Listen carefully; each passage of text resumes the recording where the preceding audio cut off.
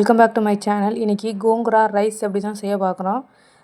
இந்த கோங்குரா ரைஸ்ன்றது ஒன்றும் இல்லைங்க, புளிச்சக்கீரையில் நம்ம ரைஸ் எப்படி செய்கிறது தான் பார்க்க போகிறோம். வாங்க வீடியோக்குள்ளே போகலாம். சின்ன சேனல் எதா இருந்தாலும் அதுக்கு ஆளு கொடுங்க. உங்க பொண்ணான கையை வந்து அந்த பெரிய தட்டிங்க. அது ஒரு சப்ஸ்கிரைபர் 5 10 ஏன்னா அவங்க சொல்லுங்க.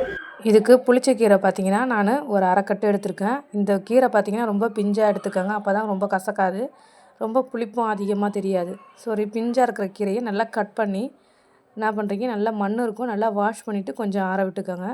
அதே சமயம் என்ன பண்ணுறோன்னா, ஒரு எண்ணெய் சட்டியில் வெந்தயம், கடுகு, மிளகு, சீரகம் இந்த பொருட்கள்லாம் போட்டுட்டு நல்லா ட்ரை ரோஸ்ட் பண்ணிக்கோங்க.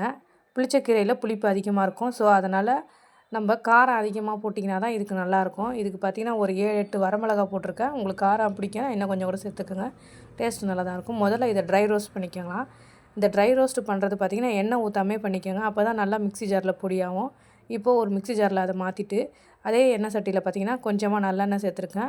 7 8 பல் பூண்டு சேர்த்துக்கோங்க. நம்ம கட் பண்ணி வச்சுருக்க கீரையை பார்த்திங்கன்னா இலையை ஆஞ்சி வச்சுருக்கோம். இதில் தண்ணி இல்லாமல் முதல்ல வடித்து எடுத்து சேர்த்துக்கோங்க, அப்போ தான் சீக்கிரமாக கீரை வதங்கும். இப்போ பார்த்திங்கன்னா நிறைய கட்டு கீரை போட்டிருக்கேன், அது சுண்டி கொஞ்சமாக வரணும், அந்த அளவு பதத்துக்கு நல்லா வதக்கிக்கோங்க. இந்த வதக்கினதுக்கப்புறமா நான் கொஞ்சமாக வெங்காயம் சேர்த்துருக்கேன். உங்களுக்கு வெங்காயம் பிடிக்காதுன்னா வெங்காயம் ஆட் பண்ண வேண்டாம்.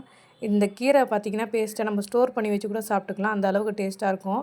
நான் முதல்ல வறுத்து வச்சுருக்க அந்த மிளகு சீரகம் பொடியை வந்து பொடி பண்ணிக்கலாம். நீங்கள் மொத்தமாக கீரையோடு சேர்க்கும் போது இந்த பொருட்கள்லாம் பொடி ஆகாது. முதல்ல மிக்ஸி ஜாரில் மிளகு சீரகம் வறுத்தோம் பார்த்திங்களா, வெந்தயம், கடுகு, இந்த காஞ்ச மிளகா ட்ரை பண்ணதுக்கப்புறமா கீரையை ஆட் பண்ணிக்கோங்க. அதோடையே நம்ம சாதத்துக்கு தேவையான அளவு உப்பு சேர்த்துக்கோங்க.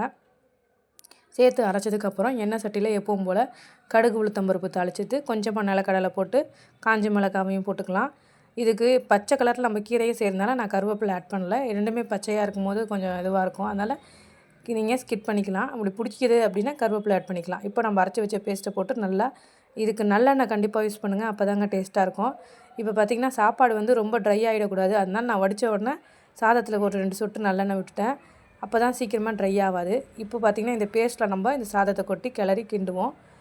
இப்போது இந்த சாப்பை பார்த்திங்கன்னா நல்லாயிருக்கும், பட் சீக்கிரமாக சாப்பிட்டிங்கன்னா அந்த அளவுக்கு டேஸ்ட் இருக்காது. கொஞ்சம் நேரம் ஆற விட்டு சாப்பிட்டு பாருங்கள், ஆற ஆற இன்னும் டேஸ்ட்டு ரொம்ப கூட சூப்பராகவே இருக்கும்.